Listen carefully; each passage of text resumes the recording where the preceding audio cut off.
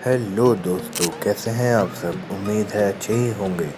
आज हम बात करेंगे मार्वल की नई सीरीज़ लोकी के दूसरे एपिसोड में दिखाए गए ईस्टर एग्स के बारे में।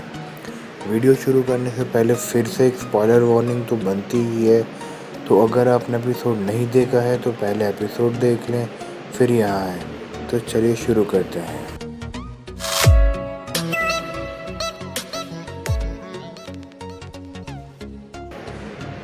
तो भाई, लोकी का दूसरा एपिसोड भी रिलीज़ हो ही चुका है, जिसमें सीक्रेट टाइमलाइन की धज्जियाँ उड़ा दी गई हैं और टीवीए के लिए सरदर्द और बढ़ गया है। और साथ ही कुछ बढ़िया ईस्टर एग्स भी हमें देखने को मिले हैं इस एपिसोड में। पिछले एपिसोड में हमने देखा था लोकी को ये एक्सेप्ट करते हुए कि वो टीवीए से बचकर कहीं नहीं जा सकता और उसे अब मोबियस के साथ मिलकर काम करना पड़ेगा अपने अस्तित्व को बनाए रखने के लिए। एपिसोड 2 में हम देखते हैं मोबियस को लोकी के साथ फील्ड पर जाकर काम शुरू करते हुए। हालांकि शुरू में दोनों में तालमेल सही से नहीं बैठता है, लेकिन मोबियस लोकी की साइड खड़ा रहता है और इस बात पर अड़ा रहता है कि वो मदद कर सकता है। और एपिसोड एंड होते होते दोनों की दोस्ती का तालमेल सही बैठने लगता है। हालांकि लोकी का शायद प्लान ज़्यादा बड़ा है टीवीए को हटाकर उन पर ही राज करने का, लेकिन अब उसके पास कोई दूसरी चॉइस नहीं दिखती उनके साथ काम करने के अलावा, क्योंकि दूसरी लोकी वेरिएंट उसके साथ अलायंस बनाने को मना कर देती है। तो चलिए इस एपिसोड में जितने ईस्टर एग्स मैं कैच कर पाया उस पर बात कर लेते हैं। Oshkosh, Wisconsin. लोकी के दूसरे एपिसोड की शुरुआत होती है 1980 के एक मेले से। इस ओपनिंग सीन की लोकेशन ओशकोश, विस्कॉन्सिन होना कोई रैंडम बात नहीं है। ये एक हार्ट वार्मिंग ट्रिब्यूट दी गई है मार्वल के एक पुराने काम करने वाले एम्प्लॉय को। मोबियस का original comic book design Marvel के मार्क ग्रोएनवर्ल्ड पर बेस्ड था, जो मार्वल के लॉन्गेस्ट सर्विंग और वेल रेस्पेक्टेड राइटर और एडिटर थे और जिन्होंने यूएस एजेंट और क्रॉसबोन्स जैसे कैरेक्टर बनाए थे। ग्रोएनवर्ल्ड का जन्म भी ओशकोश में हुआ था, जो एक्सप्लेन करता है कि क्यों ये लोकेशन सीरीज में इंक्लूड की गई है। लोकी की mind stone power Scarlet Witch और माइंड स्टोन की याद दिलाती है। एपिसोड के ओपनिंग सीन में टीवीए के मिनटमैन को लोकी का दूसरा मर्डरस वेरिएंट अपने माइंड पावर से परेशान करता है। वो एक टीवीए एजेंट को बस टच ही करता है और वो फिर अपने साथियों पर ही हमला करने लगती है और उसकी आंखों का कलर बिल्कुल ग्रीन हो जाता है। ये माइंड कंट्रोल वाली पावर 2012 में आई द अवेंजर्स मूवी से बहुत सिमिलर है, जहां लोकी सेम पावर का यूज़ कर हॉकाई और एरिक सेल्विक को बस टच कर अपने मनमर्जी काम करवा लेता है। और स्कारलेट विच भी अवेंजर्स एज ऑफ अल्ट्रॉन में सेम पावर्स यूज़ करती है। दोनों की ही पावर्स माइंड स्टोन की वजह से होती हैं और लोकी बाद में बताता तो है वेरिएंट लोकी की ये माइंड कंट्रोल पावर डिफरेंट है लोकी वाली से, लेकिन फिर भी एक टाइप का कॉलबैक है ये लोकी के पास्ट का। फ्रॉस्ट जायंट लोकी। ओशकोश के मेले में जाने से पहले की तैयारी में हंटर B-15 और मोबियस एक ब्रीफिंग करते हैं, ये एक्सप्लेन करने के लिए कि टाइम में ट्रैवल करने की वजह से किसी को भी अलग अलग लोकी वेरिएंट्स का सामना करना पड़ सकता है, इसलिए सारे वेरिएंट्स को जानना सबके लिए ज़रूरी है। सबसे पहला एग्जाम्पल फ्रॉस्ट जायंट लोकी का होता है, जो है तो पूरा ओरिजिनल लोकी जैसा ही, बस ब्लू कलर में है और थोड़ी ड्रेस चेंज है। ये इमेज एक टाइप का नॉड है लोकी की असलियत पर, जैसा कि 2012 की थॉर मूवी में रिवील हुआ था कि वो एक फ्रॉस्ट जायंट है और किसी एक टाइमलाइन के वेरिएंट ने अपनी असलियत वाली जगह पर रहना प्रेफर किया होगा और फ्रॉस्ट जायंट की गद्दी संभाली होगी और एसगार्ड की लाइफस्टाइल को अलविदा कहा होगा। वाइकिंग लोकी। उसके बाद के प्रोजेक्शंस में हमें टूर दे फ्रांस लोकी, मॉन्स्टर्स मिनाटोर लोकी, ग्रीन 1C लोकी और वाइकिंग लोकी दिखाए जाते हैं, लेकिन सिर्फ लास्ट वाला वेरिएंट ही कॉमिक्स से मेल खाता है। ये फाइनल प्रोजेक्शन एक डेड रिंगर होता है the mighty Thor volume 3 comics में। इस सदी का लोकी एक वाइकिंग वाले हेलमेट और फर से बनी हुई शॉल ओढ़े हुए दिखाया गया है, जो लगभग सिमिलर है जो मोबियस अपने स्लाइड शो में दिखाता है। Dragon fly. जब एक मिनटमैन का स्क्वाड अलग होकर छानबीन करने के लिए जा रहा होता है, तब एक स्टॉल पर क्लियरली लिखा होता है ड्रैगन फ्लाई आर्मरी। उस स्टॉल पर आने वाले अपने लिए खुट्टल तलवारें, वुड की बनी हुई शील्ड्स और भी अलग अलग टाइप के रिक्रिएशनल बैटल गियर खरीद सकते हैं। लेकिन ये साइन एक दूसरे मार्वल कॉमिक्स के कैरेक्टर की तरफ भी हिंट कर सकता है, जो ड्रैगन फ्लाई है, जिसका अभी तक तो MCU में डेब्यू हुआ नहीं है। सबसे ज़्यादा इस कैरेक्टर का लेना देना एक्स-मैन से होता है। हालांकि लोकी और ड्रैगन फ्लाई में तो कोई कनेक्शन है नहीं, तो हो सकता है ये नाम सिंपली थोड़ा मेडिवल पीरियड वाला साउंड होने के लिए रखा गया हो। कांग द कंकरर का स्टैचू।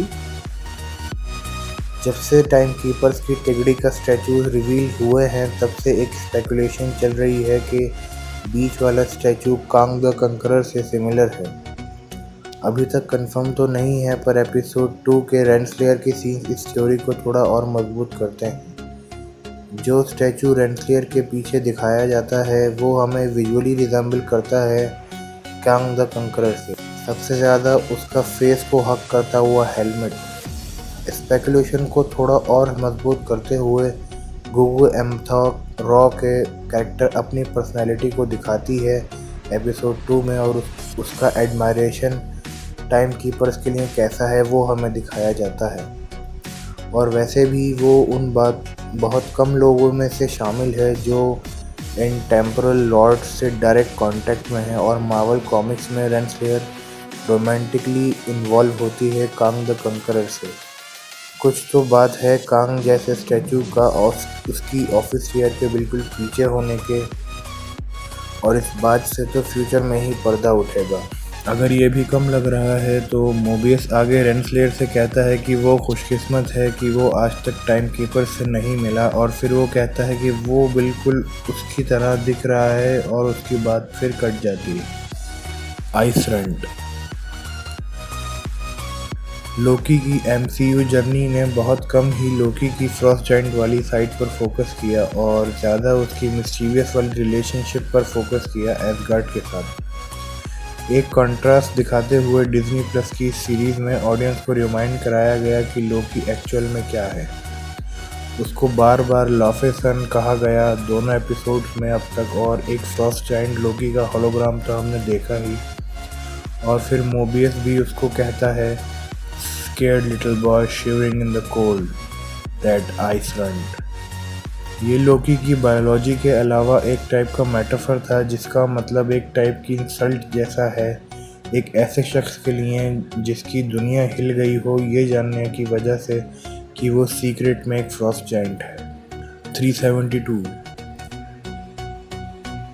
जब फ्रस्ट्रेट होकर मोबियस लोकी को लाइब्रेरी में काम पर लगा देता है, हमें बैकग्राउंड में 372 नंबर बिल्कुल साफ दिखाई देता है।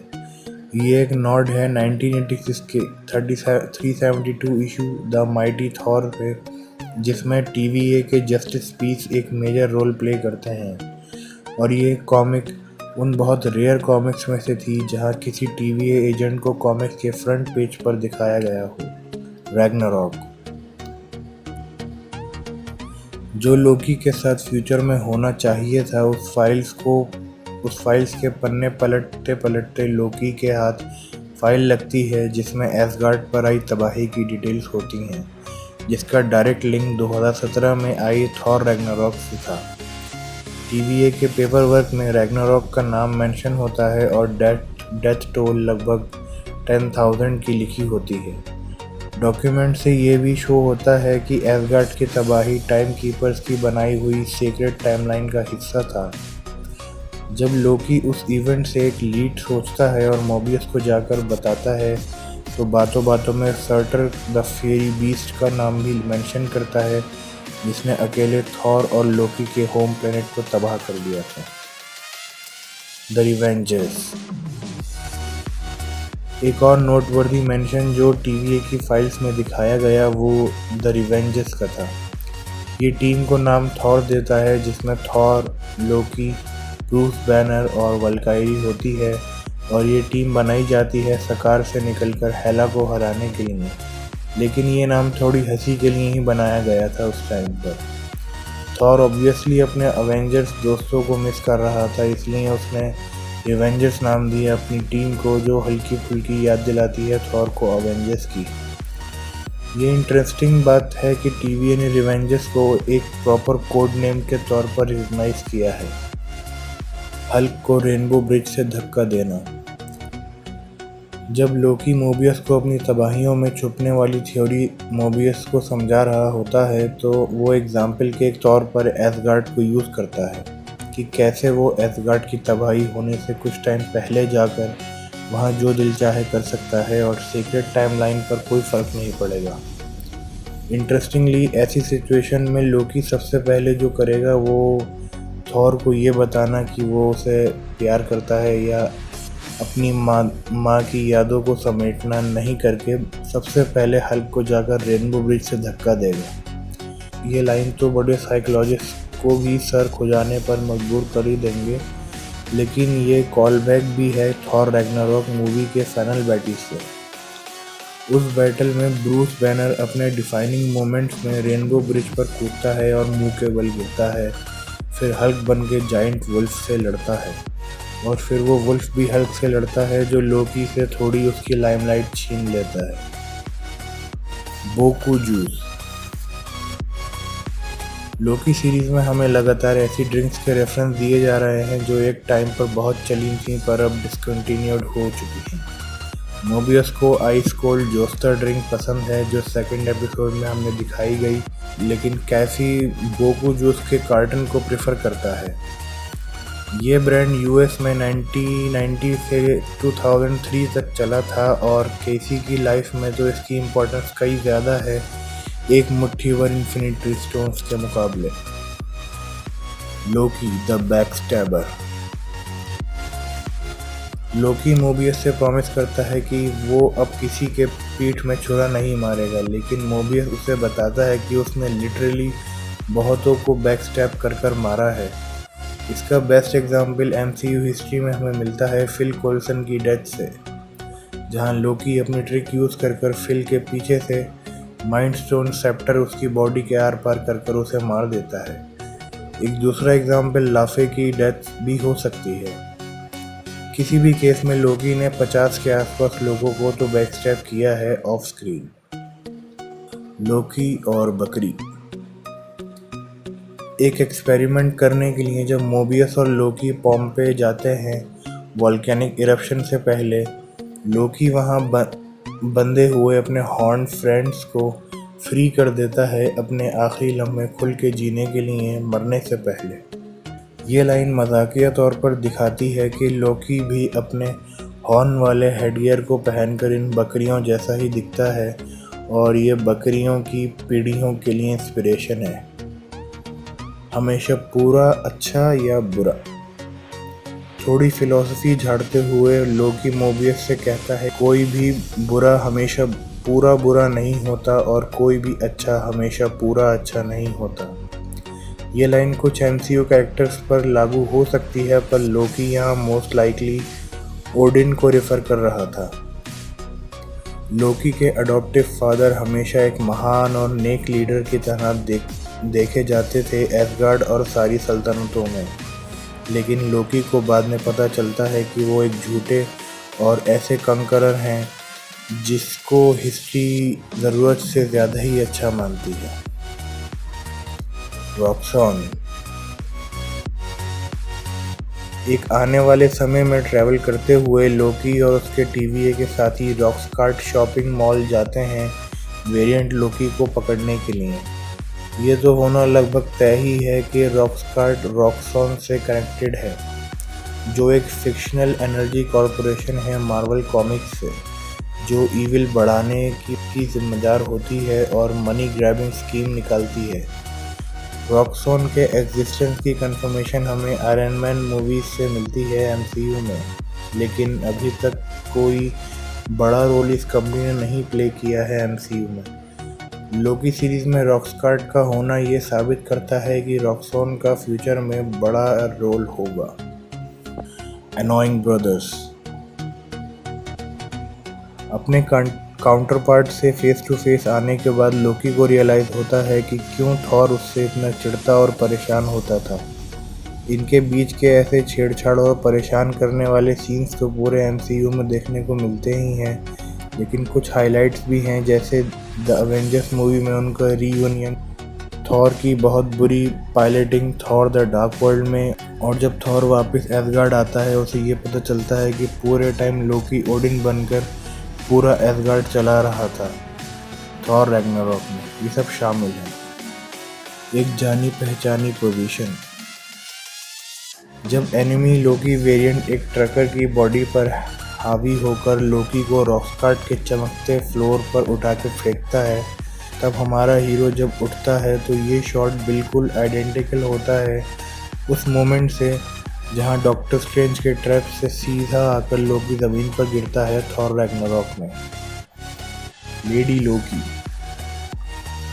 लोकी के सेकंड एपिसोड की हाईलाइट ये रिवील होती है कि सोफिया डी मार्टिनो का लेडी लोकी कैरेक्टर ही वो इविल लोकी वेरिएंट है, और ये लोकी वर्जन डायरेक्टली कॉमिक से लिंक करता है। लेडी लोकी ने 2008 में डेब्यू किया था एसगार्ड के डिस्ट्रक्शन के बाद, जहां एसगार्डियंस की आत्माएं फिर अर्थ पर आकर अलग अलग बॉडीज में घुस जाती हैं। लोकी की आत्मा एक फीमेल बॉडी में। यहाँ लेडी लोकी कोई दूसरा कैरेक्टर नहीं होती, बल्कि ओरिजिनल लोकी की ही कंटिन्यूएशन होती है, बस एक नई बॉडी में। अब ये देखना इंटरेस्टिंग होगा कि क्या सोफिया डी मार्टिनो के इस एमसीयू कैरेक्टर की भी सेम ओरिजिन स्टोरी रखी जाती है या नहीं। वॉर्मिर एंड मोर।